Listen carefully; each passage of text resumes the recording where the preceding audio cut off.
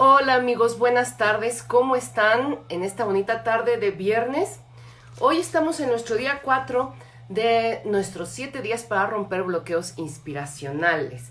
Y antes de que empecemos con el video del día de hoy, me gustaría preguntarles cuál es el bloqueo inspiracional al que más se enfrentan o al que se están enfrentando actualmente. Necesito que me cuenten, que me dejen sus comentarios o que me envíen cuál es ese bloqueo para que pueda yo darles tips y ayudarles a salir de ese bloqueo, ¿sale? Los últimos 2 días del reto quiero que sean sobre eso, sobre lo que ustedes han pensado en estos días, sobre los bloqueos inspiracionales o la falta de motivación que puedan encontrar en lo que ustedes hacen y coméntenmelo para que yo pueda tener una propuesta para ustedes. Pues muy bienvenidos esta tarde, yo soy Diana Pinedo y hoy vamos a hablar de tips para recuperar la inspiración y la motivación al preparar una clase o una conferencia. Entonces, preguntémonos primero, ¿cuál podría ser el problema principal o cómo es que caemos en el aburrimiento? ¿Cómo es que caemos en el estanco? ¿Cómo es que se nos acaba la inspiración y decimos, ay, tengo que preparar una clase o mi conferencia de mañana o dentro de 2 días y no queremos hablar de ella? Pues puede ser principalmente porque estamos aburridos de ese tema, porque lo hemos repetido muchas veces de la misma forma y lo hacemos así porque es un problema un problema o un tema que manejamos también, que si las prisas nos agarraran podríamos aventárnoslo de nuestro ronco pecho y hablar y no pasaría nada. Pero la idea es cómo hacer novedoso este mismo tema que he repetido muchas veces, tanto para mí que estoy preparándolo, cómo hacerlo, cómo volverlo a subir al tren de la motivación, y tanto para mí que estoy preparando como para las personas que me escuchan. Entonces tengo 3 tips para hacer esto. El primero es que busquemos siempre por lo menos 3 caminos distintos para decir lo que queremos decir. El segundo es no olvidar que el aprendizaje significativo pasa por el cuerpo. Una comunicación significativa no solamente va a la cabeza o al entendimiento, sino que pasa por el cuerpo. Y por último, siendo así, el tercer punto es apuntar a distintas inteligencias y no solo a una. Esos son como los 3 grandes tips. Y en el video de hoy quiero comentarles algunos ejemplos, ¿sale? Se los repito. Entonces, el primer tip es tener en cuenta, no es cierto, buscar 3 caminos distintos para apoyar mi comunicación, tener en cuenta que una comunicación significativa pasa siempre por el cuerpo y por último, hablarle a inteligencias distintas, ¿sale? Y les voy a dar un ejemplo. Este ejemplo me gusta mucho, me emociona mucho, es un tema que me gusta mucho dar con mis alumnos y es la reflexión sobre el arte. ¿Qué es el arte y para qué le sirve a una sociedad? En este caso, como sabemos que es un tema que no se entiende bueno, como yo tengo muy claro que es un tema que no se entiende solamente con la razón, les pido hacer 3 cosas. Primero, de antemano los mando a una exposición que tienen que entregar el mismo día que vamos a hacer la reflexión. Entonces les pido que vayan al museo, por ejemplo, o a una exposición plástica y que tengan una experiencia en un museo. Segundo, les doy un texto teórico que explica qué es el arte. Y tercero, un ejercicio que me gusta mucho, les pido que se generen una experiencia en torno a un poema, que lo lean en voz alta y luego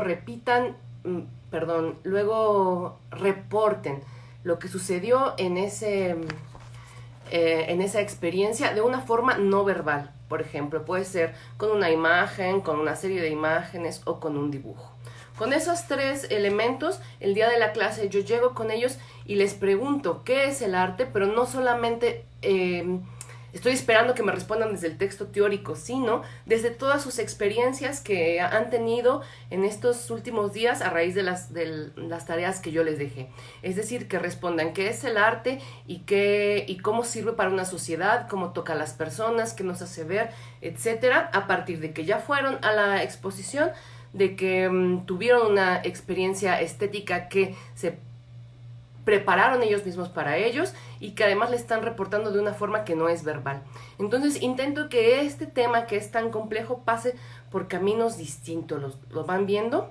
Creo que cuando es una clase es a lo mejor más sencillo porque tú les puedes pedir a las personas que participan contigo qué hacer, ¿no? Les puedes pedir, por ejemplo, estos ejemplos que yo les acabo de dar. Pero creo que es fácilmente también trasladable a una conferencia. Porque yo les puedo pedir a las personas, les puedo llevar un video, les puedo hacer preguntas acerca de él, puedo generar en ese momento una experiencia estética muy corta si mi tema fuera el mismo. Entonces creo que puede trasladarse también a una conferencia, a un auditorio mucho más grande.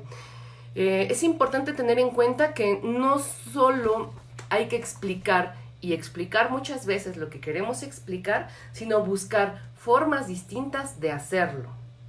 ¿Sale?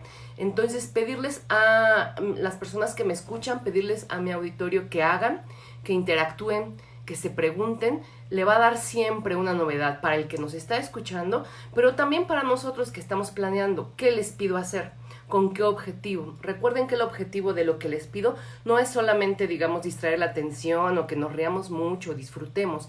El objetivo tiene que ver con acentuar el mensaje central. El mensaje central de mi comunicación siempre lo debo de tener muy claro, debe de ser hasta, lo podemos escribir en una frase. También podemos pedirles a nuestra audiencia en los ejemplos que jueguen roles. Hay otro ejercicio que yo les pido a mis alumnos cuando hablamos de las diferentes perspectivas desde las cuales analizamos un objeto. Y elegimos un objeto, lo ponemos en un lugar del salón, luego los divido en 3 grupos y les pido que cada grupo se coloque en un lugar distinto del salón y hasta absurdo. Es decir, un grupo le da la espalda al objeto de estudio, un grupo lo ve muy claramente y un grupo lo ve parcialmente. Después de eso les digo, bueno, todos tendrían que tener esta respuesta y si no la tienen están reprobados. Y ahí empiezan las preguntas. Espéreme, ¿pero por qué? Yo no pude ver el objeto de estudio porque tú me pediste que no lo viera. Y entonces ahí hablamos justamente de las perspectivas, del sujeto, del objeto y muchos otros elementos que están incluidos en el tema que yo quiero, pero ya los hice moverse del salón y los hice que vieran literalmente la diferencia de perspectivas desde las cuales tendrían que analizar un objeto. Entonces, ese es como mi gran tip. Recordar que el aprendizaje significativo pasa no solamente, pasa por el cuerpo, tendría que pasar por el cuerpo. Que hay que hablarle a otras inteligencias, pedir que la gente haga, que interactúe, que se pregunte, que juegue roles para generar la reflexión. No solamente hablarle a la cabeza y a la razón. Otra cosa muy importante para nosotros como creadores de contenidos o de mensajes, comparte tu contenido siempre desde donde te emociona, desde donde más conecta contigo, porque tienes una gran ventaja. Si tú estás completamente emocionado, lo transmites. Y si transmites emoción, es mucho más fácil que que tu auditorio se quede contigo, que las personas te escuchen hasta el final. Y cierra tu mensaje siempre dirigiéndote o hablándole a la emoción, ¿sí? Sí, la razón, por supuesto, es importante, sí, los apoyos visuales, pero emociona a tu público, emociónate tú mientras creas tu comunicación. ¿Sale? Pues, ¿qué piensan de estos tips? ¿Los habían pensado? ¿Los ponen a prueba? ¿Creen que aplicándolos salgamos de un bloqueo inspiracional cuando estamos preparando una clase o una conferencia? Bueno, pues los invito a que los pongan a prueba y a que me digan cómo les va, qué hacen, qué se les ocurre. Bueno, y sobre todo a que me dejen en los comentarios cuál es el bloqueo inspiracional al que se enfrentan más comúnmente o al que se están enfrentando ahora. ¿Sale y vale? Pues muchas gracias por acompañarme esta tarde. Muchas gracias. Acá están Marco y están Eduardo. Muchas gracias, chicos, por estar aquí. Cuéntenme qué piensan de lo que escucharon. Y pues me despido esta bonita tarde de viernes y los veo mañana. Mañana vamos a hablar de cómo desbloquear la inspiración cuando me tengo que enfrentar a ese ensayo o a esa tarea horrible.